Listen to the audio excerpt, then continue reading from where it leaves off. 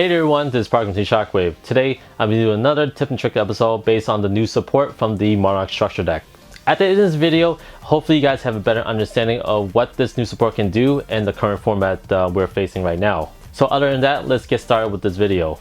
Alright guys, so let's start this combo video with something ideally we want in our opening hand. So if you're able to open up with Pandia of the Monarchs, you're a great start because this card is like a destiny draw. So by sitting a spell tracker with Monarch in his name, you're able to draw 2 cards. So ideally you want to send out cards like Strike of the Monarch or the original Monarch, which is basically new from the structure deck. This card will allow you to utilize the graveyard effect as best as possible. So when it comes to strike, you're able to banish this card from the grave, so you can choose one attribute and all monsters currently face up at the time becomes that attribute you called out. And when it comes to the original Monarch, you're able to banish 2 spell or trap card with Monarch's name from your grave to special summon this card in defense mode or attack mode, because this monster has the stats of 1000 attack and 24 defense, which is pretty good card where you can be offensive and defensive at the same time.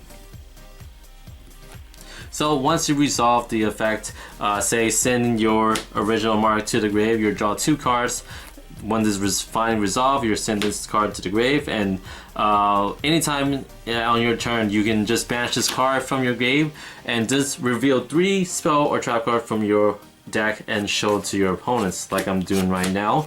And from here, your opponents get to choose one of these cards, and then that card will be added to your hand, while the other 2 will be returned back to the deck. This way, if you're able to have 3 copies of the same card, you're basically forcing your opponents to choose and give you that card that you really want added to your hand. To further your combo with your opening hand, if you're able to bring out Idea to the field, do that. This card, when it's normal or special summon, allows you to special summon a 800 attack and 1000 defense monster from your deck, basically choosing one of the new vessel cards from the structure deck. And so when you do this, if you're going to try and bring out something big, ideally you want to bring out Ideos, just because this is a card that when normal or special summon, you're able to give yourself a tribute summon addition to the normal or set that you're given per turn. Once this happens, you can actually tribute these 2 to bring out big Monarchs or the other bigger Monarch cards you have, just like the Mega Caius, or even Erebos or Aether, 2 new boss monsters from the structure deck that can actually help out a lot if you're in a jam. When you send Idea to the grave through various means, you trigger the effect that allows you to add 1 banished spell trap card with Monarch's name back to your hand. So ideally you do want to bring back this Pandia back to your hand so you can actually use the effect again for the next turn. Since in this case, if you actually tribute Ideos for like Mega Monarchs, Caius, you're able to activate the effect to choose 2 targets instead of 1 when it comes to banishing. Alright, so let's say that you're not able to bring out Idea to the field to do the 2 tribute combo. There's other ways to bring out your big Monarch monsters, such as Ideos, through various means. So say that you had Ideos in your hand, so you just normal summon that, and then already you're giving yourself the ability to tribute summon or for the turn addition to your normal set. And if you have cards like the field spell, Dominion of the Monarch, this card allows you to choose one of your big monsters, big level, high level monsters, and reduce its level by 2, making it a 1 tribute at the time instead of making it 2. So with that, you're just going to play the field card, and then from there, tribute summon to bring out your Mega Caius, and then activate the effect to now target 2 cards to banish instead of 1. When you have Ideos and Idea in the graveyard, you're basically setting up your tribute fodder for the next turn by using Ideos effect. So by banishing it from the grave, you're able to special summon a 800 attack and 1000 defense monster from your grave to the field, basically choosing any of the vessel monster you might have in your grave.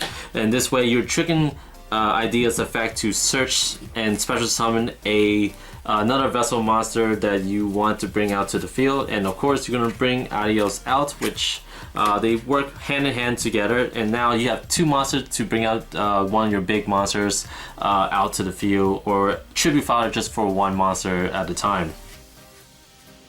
Alright, so let's talk about these new cards and how they work with the top tier decks we have now. First of all, let's do Cosmos. One of the biggest threat about Cosmos is that they cannot be targeted when it comes to the big ships. So to get around that, you can play cards like Erebus, which doesn't target at all because it focuses on either field, hand, or graveyard. Another great card to play against the Cosmo matchup is the Monarch of Stormforth, just because that it does not target when you tribute summon one of their monster. And one of the advantages of playing with the big ships is that they have very high attack. So playing cards like Dominion will give you that nice power up to get over Forerunner, your Destroyer, and even Eclipser as well.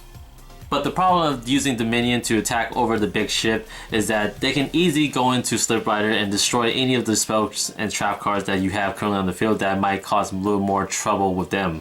So Pepe is one of the most played deck currently in the format. So to stop them from switching from the extra deck, you really want to activate Dominion as fast as possible, because with this, they cannot special summon any monster from the extra deck if you control a tribute summon monster, which is a great beneficial to stop all their plays. The best they can do is that they can bring out Sorcerer into the scale and then special summon their performance power monster to gain the boost. So Joker could be 2800, that could be a problem, and then Sorcerer itself could be 2500, taking down some of your crucial monsters as well. So when it comes to Pepe, there's a lot of draw power in that deck. So you really want to finish the game as soon as possible. So with Dominion out, I really want to bring my Aether so I can bring out another monster to swarm with and just attack as much as possible. And with the March of the Monarch and Dominion, I'm really much protecting my monsters from being destroyed from any other means besides attack. But like I mentioned before, bring out your monsters as fast as possible so you can get that quick game. But when it comes to game 2 and 3, it's going to be a little more different, because I'm pretty sure they will add more heavy support when it comes to destruction of back row. So another combo we can use with the other vassals we received in the new structure deck, we can bring out both Vanity's Fiend and Majesty's Fiend at the same time. So first, you're gonna special summon your Mithra. This way you're gonna give your opponents a token for the exchange of the special summon, and now you're gonna special summon your Landrope if you can, and then choosing one of your opponent's monster and flip it face down.